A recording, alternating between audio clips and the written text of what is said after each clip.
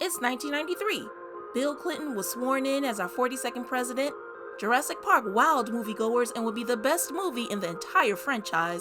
And Lorena Bobbitt from Manassas, Virginia became notorious for cutting off her husband's penis and throwing it into a field that was later reattached. On June 23, 1993 at 3 a.m., 24-year-old Lorena Bobbitt stood over her husband, 26-year-old John, as he slept unaware that his wife was holding an 8-inch fillet knife ready to attack. Earlier that day, John had come home drunk and ended up intimately violating Lorena. After he went to bed, she got up to get a glass of water and saw the knife. Lorena went back to their bedroom, pulled off the covers, and cut off 2/3 of John's penis. In a panic, she fled with the dismembered organ and drove off. Lorena stopped at an empty lot next to a 7-Eleven and chucked the member out of the car window. With the reality of what she did setting in, Lorena found a payphone and called the police to tell them what she'd done and where to find John's penis. Surprisingly, John didn't wake up after being cut. He was so drunk that he didn't realize what happened at first. But when he woke up, he looked down and saw his member was missing. He ran to the next room where his friend was sleeping and woke him up. He frantically told him to take him to the hospital as he bled on the floor. As John was rushed to the hospital, police were dispatched to the empty lot on the hunt for John's detached manhood. The police were successful in their search and put the dismembered penis in a 7-Eleven Big Bite hot dog box, packed it in ice, and escorted it to the hospital. After a 9.5-hour surgery, John's penis was successfully reattached. And as the police questioned why Lorena cut off her husband's member, a story of physical, sexual, and emotional abuse was revealed. Lorena Gallo was born in Ecuador and immigrated to the United States to go to college. In 1988, she met John Bobbitt, an enlisted Marine, at an officers' club, and the two hit it off immediately. The pair would quickly marry in 1989. Unfortunately, things quickly became violent within weeks of them taking their vows. Lorena said that the first time John hit her was after she told him he was driving too dangerously. The violence escalated and he regularly beat and raped her anytime she questioned him. John's violence towards her became Lorena's normal way of life, and neighbors would later tell reporters that Lorena told them about the abuse and they frequently saw bruises on her.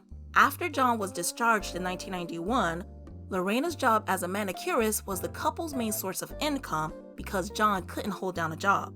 He hopped from job to job and ended up working as a day laborer in the weeks leading up to the incident. The Bobbitts struggled to survive on Lorena's meager income, so Lorena started stealing from her employer when John couldn't afford the mortgage payments. The police were called multiple times due to the domestic violence, and in February 1991, John pled guilty to assault and battery, but the charges were dismissed after he went through counseling. Lorena stated that he flaunted when he cheated on her and even forced her to have an abortion, then taunted her that she might die during the procedure. They were briefly separated but got back together. Just 2 days before the incident, Lorena had started packing her bags and was in the process of getting a protective order against John. After John was treated and Lorena was arrested, the story of a wife cutting off her husband's penis made it to the 24-hour news cycle and the tabloids. It instantly grabbed the nation's and then the world's attention. Originally, when the crime was reported in the news, John and Lorena's identities were hidden due to the police declaring that they were each victims of sexual assault. This was keeping in line with protecting sexual assault victims. But when Lorena filed for divorce 3 weeks later, their names became public and the media descended on Manassas, Virginia like a plague of locusts. The story became insanely popular all over the world, with interview requests coming from as far as Japan. There were daily articles about what happened, think pieces, opinion columns, and if you were alive at the time, you couldn't escape it on TV. Even the doctor who reattached John's penis was a guest on the Maury Povich show.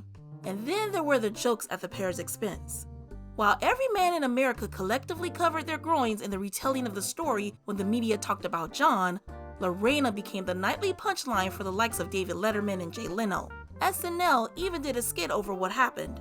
Perhaps worst of all were the comments made about Lorena by shock jock Howard Stern. He firmly took John's side and said that, quote, "I don't even buy that he was raping her. She's not that great looking," and other disgusting comments. But with all that going on, there was an outpouring of support for Lorena.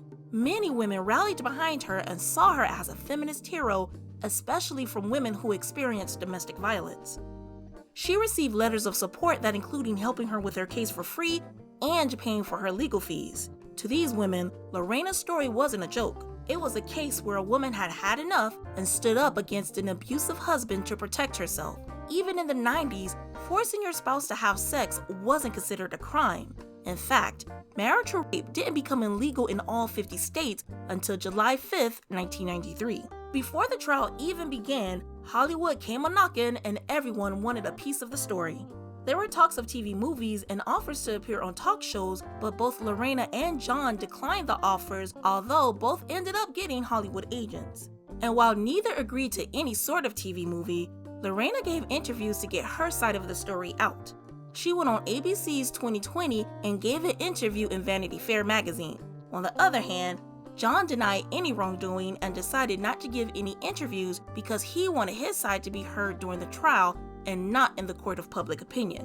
With the stage set, the first trial was John's malicious assault charge because of Lorena's accusation of sexual assault. Due to limitations of the law, John couldn't be charged with rape because Virginia law applied only to couples living apart or if the victim suffered serious physical injury.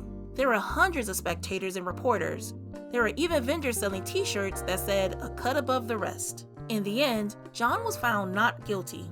Members of the jury stated that the case was too circumstantial and they didn't have enough evidence to find John guilty. The prosecutor believed that the jury found him not guilty because the jurors believed that John had suffered enough. January 10, 1994 was the main event. Lorena stood trial for malicious wounding. And unlike John's trial, where cameras were not allowed, Court TV gave everyone in America a front row seat to the sensational story. John sold autographed shirts outside of the courthouse to fund his defense fund. A nearby restaurant offered the Bobbitt special, a hot dog served with French cut fries. During the trial, Lorena testified about her husband's abuse, which was corroborated by 14 witnesses that testified on Lorena's behalf. While both parties agreed that the marriage was rocky, they called 911 multiple times on each other, John denied that he abused Lorena. He said that he believed that she cut off his penis because he told her that he wanted a divorce. The prosecutor described Lorena as a resentful and temperamental woman who wanted revenge. Meanwhile, Lorena's lawyers argued that she was the victim of sexual, physical, and emotional abuse, and that the assault pushed her over the edge into temporary insanity. Lorena stated that she didn't remember what happened that night, only realizing something was wrong when she suddenly had a male organ in her hand. But prosecutor Mary Grace O'Brien told the court that in Lorena's police statement, she said, "He always have orgasm and he doesn't wait for me to have an orgasm. He's selfish.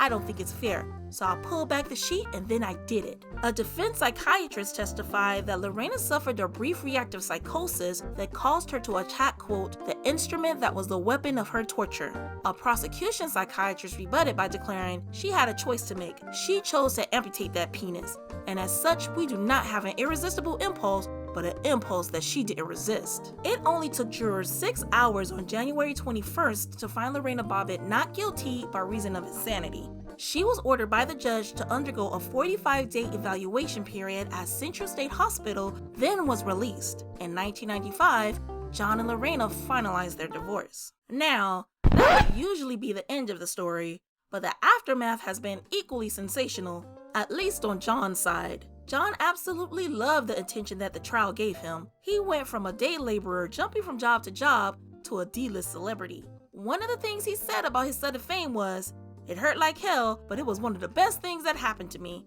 I've been on TV all over the world. I'm making money. The girls are throwing themselves at me. I'm a stud." One of the first things he did after the trial was form a rock band named Severed Parts and sign t-shirts that had a cartoon picture of Lorena holding a knife for $25. His band was unsuccessful and disbanded quickly. 6 months after the trial, he moved to Las Vegas and starred in adult films named John Wayne Bobbitt Uncut, Franken Penis, and Buttman and Nudes Are Poppin' Too. His first foray into the adult film industry apparently became a best-selling VHS. Obviously, we can't show any of the movies. Right before the Uncut premiere, he was arrested for domestic battery against his girlfriend at the time. He served 12 days of a 15-day sentence. His adult movie career ended when his manager embezzled all of the money he made from his movies and he had to file bankruptcy. But he bounced back from that endeavor, and in 1998, he got a job at the brothel Bunny Ranch to become their celebrity greeter. However, the workers began complaining that he talked too much to the customers and that they weren't able to work. He was then given the positions of bartender and limo driver, which he failed at. Despite not being a good worker, he was good for business and was rehired multiple times after being fired multiple times. He burned his last bridge with the Bunny Ranch after he stole money, then took a 19-year-old brothel employee with him. The 19-year-old said that she was intimidated and manipulated by John to give him all of her money. That same year, he appeared on an episode of WWF Raw in a storyline called Choppy Choppy Pee Pee. Basically, the story was that the wrestler Val Venus was having an affair with manager Mr. Yamaguchi's wife. Mr. Yamaguchi gets revenge by kidnapping Val Venus in order to cut off his member. The lights dramatically turn off, Val Venus is saved, and the following episode reveals that John Bobbitt rescued Val Venus from his dire fate by shutting off the lights. Allegedly, Vince McMahon wanted a storyline where John and Lorena are reunited during a pay-per-view and they would get married in the ring.